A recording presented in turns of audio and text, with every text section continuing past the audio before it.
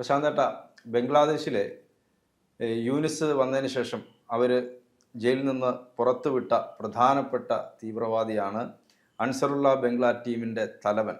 തുറന്നു വിട്ടു. അവർ പൊക്കോ സന്തോഷത്തോടെ തുറന്നു വിടുമായിരുന്നു. അതായത് മുഫ്തി സുബൈദ് റഹ്മാനി കടുത്ത ഇന്ത്യ വിരുദ്ധനാണ്. അപ്പോൾ അദ്ദേഹം ജയിലിൽ നിന്ന് ഇറങ്ങിയതിന് ശേഷം തന്നെ പറഞ്ഞത് പശ്ചിമ ബംഗാൾ പ്രത്യേക രാജ്യമാക്കും, പാകിസ്ഥാനുമായി ചേർന്ന് ഇന്ത്യക്കെതിരെ യുദ്ധം ചെയ്യും, ഇങ്ങനെയൊക്കെ ഭീഷണിപ്പെടുത്തിയാണ് അദ്ദേഹം കുറേ കാര്യങ്ങൾ അദ്ദേഹം പറഞ്ഞു. അത് നമ്മൾ നേരത്തെ ചർച്ച ചെയ്തതാണ്. ഇന്ന് വരുന്ന പ്രധാനപ്പെട്ട വാർത്ത, ഇദ്ദേഹം ഇന്ത്യയിലേക്ക് കടന്നിരിക്കുന്നു. ഈ കൊടും ഭീകരൻ ഇന്ത്യയിലേക്ക് കടന്നിരിക്കുകയാണ് എന്ന് ഉള്ള വാർത്ത വന്നിരിക്കുകയാണ്. അപ്പോൾ അതിനെക്കുറിച്ച് എന്താ നമുക്ക് മറ്റ് കാര്യങ്ങൾ, അതിനകത്ത് ചില കാര്യങ്ങളുണ്ട്, അതെന്താണ് നമുക്ക് പറയാൻ പറ്റും? ഇന്നത്തെ വലിയ രസമുണ്ട്, ചിരി ഒന്ന് പോകും കേട്ടോ. ഇവന്മാർ ഈ തീവ്രവാദികൾ എന്നൊക്കെ പറഞ്ഞാൽ ഇവന്മാരുടെ തലയിൽ നമ്മൾ പണ്ട് പറയില്ലേ, ആൾതാമസമില്ല, അല്ല ആൾതാമസമില്ല, കളിമണ്ണാന്നൊക്കെ പറയുമല്ലേ മണ്ടന്മാർ. ഇവന്റെ തലയിൽ മലം പോലും അല്ല. കാരണം ഇവൻ ഈ കഴിഞ്ഞ ദിവസം വെളിയിൽ ഇറങ്ങി വന്നിട്ട് ഇന്ത്യയിലെ അവിടെ കാശ്മീരിൽ ഞാൻ ഏറ്റു, പിന്നെ പശ്ചിമ ബംഗാളിൽ ഞാൻ ഏറ്റു, എല്ലായിടും ഇയാളെ പറഞ്ഞു കേട്ട് ഇവൻ ആരാ,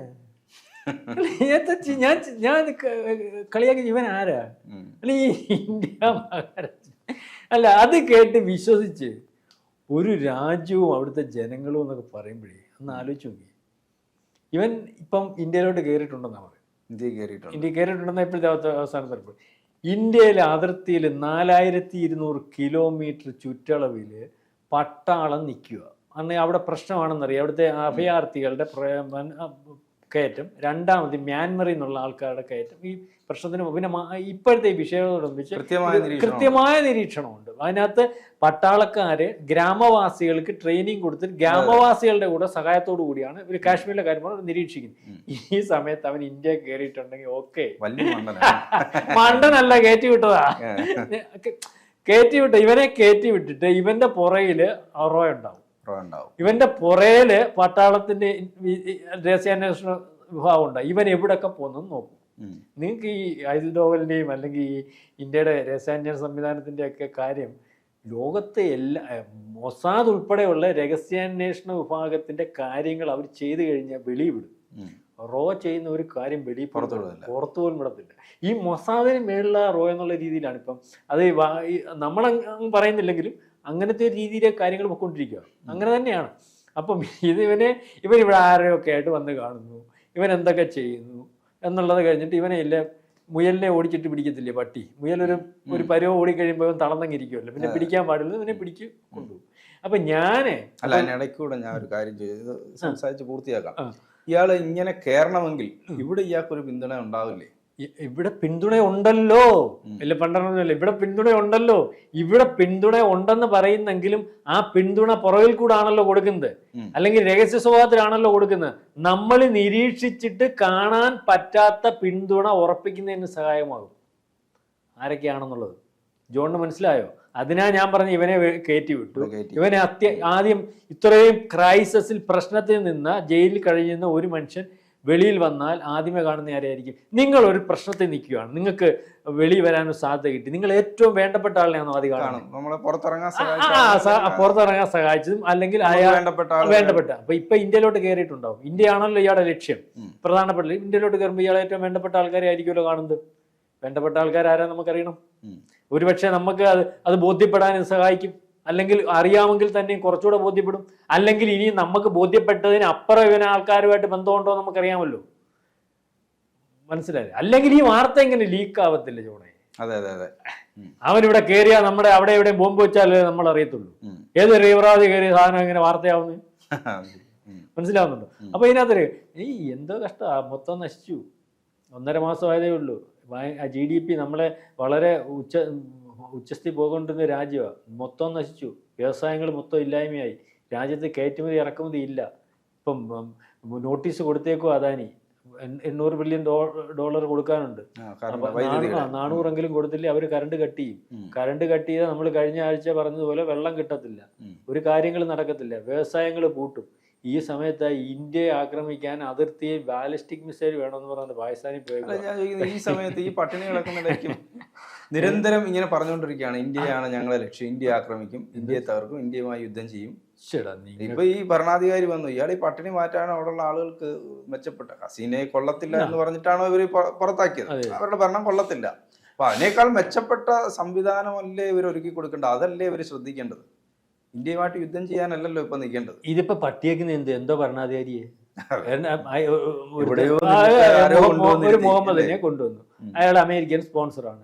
അയാൾ ഇവിടുത്തെ രാഷ്ട്രീയ കുറ്റവാളി അല്ലെങ്കിൽ കണ്ടമാനം കേസുകൾ പ്രതിയായിരുന്നു. രാജ്യത്ത് നിന്നാൽ തൂക്കിക്കൊല്ലുന്ന അവസ്ഥയായിരുന്നു. അയാളെ അമേരിക്ക കൊണ്ട് സംരക്ഷിച്ചു.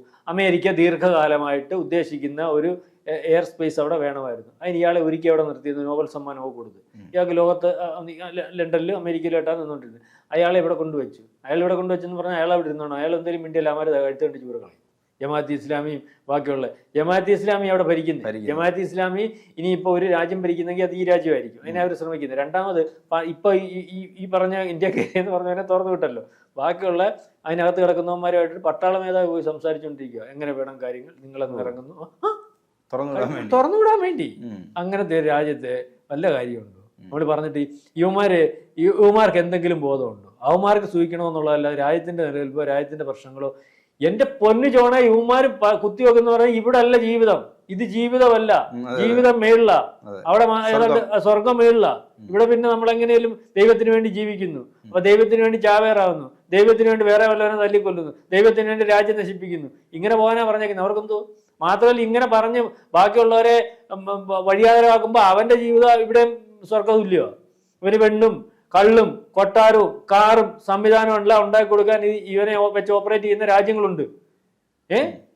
ഇവനെ മുസ്ലിമാന്ന് പറഞ്ഞ തലക്കെട്ടും കെട്ടി താടിയും വളർത്തി ഈ രാജ്യത്ത് ഉള്ള സാധാരണ മുസ്ലിങ്ങളെ തെറ്റിദ്ധരിപ്പിച്ച് ആ വംശത്തെ ഇല്ലാതാക്കുന്നതിന് വേണ്ടിയുള്ള രാജ്യങ്ങൾ വെളിയിൽ നിൽക്കുന്നതിന്റെ ടൂൾ മാത്രം അവൻ അറിഞ്ഞു അറിയാൻ നിന്ന് കൊടുത്താൽ എന്തോ കുഴപ്പം? അവൻ ആവശ്യം എല്ലാ സംവിധാനങ്ങളും ഇല്ലേ? അപ്പം അങ്ങനത്തെ അല്ലെങ്കിൽ അവൻ മണ്ടനായിട്ട് നിന്ന് കൊടുക്കുന്നു. എന്തായാലും ഒരു രോഗി അവൻ. ഏത് രീതി നോക്കിയാലും ഇവൻ രോഗിയാ, മാനസിക രോഗി എവിടെ വേണമെങ്കിലും കയറി വരാറുണ്ട്. ഇവൻ ഇന്ത്യ വന്നാലും പടമാവും.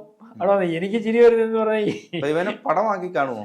ചില പടം ആക്കി കാണുമോ എന്ന് ചോദിച്ചാൽ ആദ്യത്തെ കൊല്ലത്തില്ല. പരുവത്തിന് കിട്ടിയാൽ പിടിക്കത്തേ ഉള്ളൂ. കാരണം ഇവന്റെ അകത്തിരിക്കുന്ന സാമാനമൊക്കെ അറിയണമല്ലോ. ഇവനെ പിടിച്ച് എന്തിനാ ആദ്യമേ കൊല്ലുന്നേ? ഇവിടുത്തെ ഈ ലോകത്തിലെ ഏറ്റവും വലിയ ടോർച്ചറിങ് സംവിധാനമുള്ള രാജ്യമാണ് ഇന്ത്യ. നമ്മൾ ചെയ്യുന്നത് പോലെ ഈ കാര്യങ്ങൾ വെളിവരാണ്. അതിനകത്തും നമ്മുടെ രാജ്യത്ത് നമ്മുടെ കുറെ ആൾക്കാർ ഇരുന്ന് പുച്ഛിക്കുന്നത് പോലെ അല്ല ഇന്ത്യയുടെ കാര്യം. ഏറ്റവും പറയാൻ കൊള്ളാത്ത രീതിയിൽ ഈ ആൾക്കാരെ പീഡിപ്പിച്ച് കാര്യങ്ങൾ വെളിയിൽ കൊണ്ടുവരുന്നതിന് അതിനകത്തും ഇത് ഞാൻ വായിച്ചിട്ടുണ്ട്. അതുകൊണ്ടാണ് പറഞ്ഞത്. അല്ല ഞാൻ ചുമ്മാ ഇരുന്ന് ഒരു ആവേശത്തിനങ്ങ് ആൾക്കാരെ കേൾപ്പിക്കാൻ വേണ്ടി ഞാൻ വായിച്ചിട്ടുണ്ട്. ഈ റോയുടെ കാര്യം അല്ലെങ്കിൽ ഈ കാര്യം ഉള്ള ഇവനെ ഒരു നടക്കൊന്നും അവർ പറയത്തില്ല. കാരണം അതേ രീതിയിൽ മാനസിക പരിവർത്തനം അവന്മാരും നടത്തിയിട്ടുണ്ട്. ഈ തീവ്രവാദികളുടെ ഒരു പ്രശ്നം അതാണ്. അവസാനം അത് പറയുന്ന രീതിയിലേക്ക് എന്തെല്ലാം ചെയ്യുന്നറിയാം. ഈ പോളയൊക്കെ വെട്ടിക്കളയും. ഈ മേളത്തെ കണ്ണ് നമ്മൾ അടയണ്ടേ, വെട്ടിക്കളയും. പോളവെ ഉറങ്ങാനൊക്കെ അതൊരു ചെറിയ കാര്യമാണ്. പല രീതികളുണ്ട്. പിന്നെ അതുപോലെ മരുന്ന് കുത്തിക്കയറ്റി ദിവസങ്ങളോളം ഉറക്കാൻ ഒരു രീതിയിൽ ഉറക്കത്തില്ല. ഒത്തിരി പിന്നെ ദേഹം വേദനിക്കുന്ന രീതിയിലൊക്കെ ഒത്തിരി സംവിധാനങ്ങളുണ്ട്. അപ്പൊ ഇവനെ കിട്ടിക്കഴിഞ്ഞാൽ ഇവന്റെ കയ്യിൽ എന്തെങ്കിലും ഉണ്ടോ എന്ന് ആദ്യമായിട്ട് അവസാനം വരെ കിട്ടിയോ ഒരു റിപ്പോർട്ടും ഇല്ലെന്നുണ്ടെങ്കിൽ അവനെ അല്ലെങ്കിൽ കൈകാര്യം പിടിച്ചിട്ടുണ്ട്. പിടിച്ചാൽ പിന്നെ ആരും അറിയത്തില്ല. കാരണം ലോകം പോലും അറിയിക്കുന്നില്ല. നമുക്ക് ആവശ്യമുള്ളവൻ എന്തൊക്കെ ചെയ്തിട്ടുണ്ട്, എന്തൊക്കെയാ പ്ലാനിങ്, മറ്റു കുറച്ച് ഇവിടുത്തെ സംവിധാനങ്ങളൊക്കെ കണ്ട് വലിയ പ്ലാനിങ് ആയിട്ട് അവനെ പുള്ളി വന്നത്. അവനെ കയറ്റി വിട്ടിട്ട് ഇവന്റെ പുറയില്ലേ ഇല്ല കോഴിയെ പിടിക്കാൻ നിൽക്കും. ലാഭത്ത് കോഴി നടക്കുന്ന പോലെ നടക്കും. അതിന്റെ പുറകെ ആൾ പിടിക്കാൻ വരും, പിടിക്കും, പോവും. അപ്പം എനിക്കത് പറയുമ്പോൾ തന്നെ ഇവന്റെ ഒരു അവസ്ഥ പോലെ വെച്ച് ഇവൻ ഇപ്പൊ ഇവിടെ കയറാൻ സാധിക്കുക എന്ന് പറഞ്ഞാൽ അവൻ വിചാരിച്ച വലിയ അഭ്യാസം നടത്തി കയറിയാന്നേ. ഇവരുടെ ഈ ടീം എന്ന് പറയുന്നത് ഇയാളുടെ അൻസറുള്ള ബംഗ്ലാ ടീം, അത് അൽഖ്വയ്ദയുടെ അല്ലേ, അൽഖ്വയ്ദയുടെ ഒരു അവിടുത്തെ ശാഖയാണ്, ബംഗ്ലാദേശിലെ ശാഖയാണ്. അൽഖ്വയ്ദ ടീമാണ് വന്നിരിക്കുന്നത്. അൽഖ്വയ്ദ ടീം അവൻ മരിക്കുന്നതിന് കുഴപ്പമില്ലല്ലോ. മരിക്കാൻ വേണ്ടി ജനിച്ചതല്ലേ. എല്ലാവരുടെയും കൂട്ടല്ല, ദൈവത്തിന് വേണ്ടി മരിക്കുന്നു, ദൈവത്തിന് വേണ്ടി സ്വർഗം മനസ്സിലാവും. അപ്പോൾ കുഴപ്പമില്ല. ഇപ്പം നല്ല വൃത്തിയായിട്ട് സ്വർഗം കിട്ടി. സ്വർഗത്ത് പോകുന്നതിന് മുമ്പ് അവിടെ വലിയ സംവിധാനങ്ങളാണല്ലോ ഒരുക്കിക്കുന്നത്. അപ്പം ഇച്ചിരി ബുദ്ധിമുട്ടും വേദനയൊക്കെ അനുഭവിച്ചാൽ അവിടെ ചെല്ലുമ്പോൾ അങ്ങ് മാറും. എന്തായാലും നമുക്ക് ഇതിന്റെ ഇനിയുള്ള വാർത്തകൾ ഇനിയുള്ള വാർത്ത കിട്ടാൻ പാടാം. സുബൈദ് റഹ്മാനി ഇന്ത്യയിലേക്ക് വന്നിരിക്കുന്നു. ഇനിയുള്ള വാർത്ത കിട്ടാൻ പാടാ. റോയുടെ കെണിയിൽ വീണു. അതെ, റോയുടെ കെണിയിൽ വീണു. അങ്ങനെ അവൻ ഇന്ത്യ കയറാൻ പറ്റും. അത്രേ അറിഞ്ഞാൽ മതി. കൂടുതൽ വാർത്തകളും വിശേഷങ്ങളും നിങ്ങളിലേക്ക് എത്താൻ ABC മലയാളം സബ്സ്ക്രൈബ് ചെയ്യുക, ബെൽബട്ടനും അമർത്തുക.